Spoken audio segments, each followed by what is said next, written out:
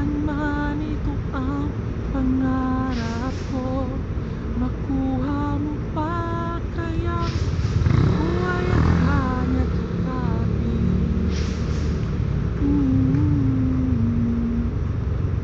Hanggang sa pagtanda natin, nagtatanong lang sa'yo, ako ba kaya'y ibigin mo?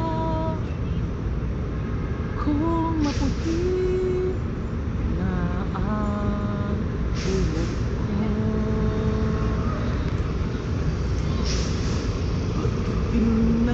Sorry guys.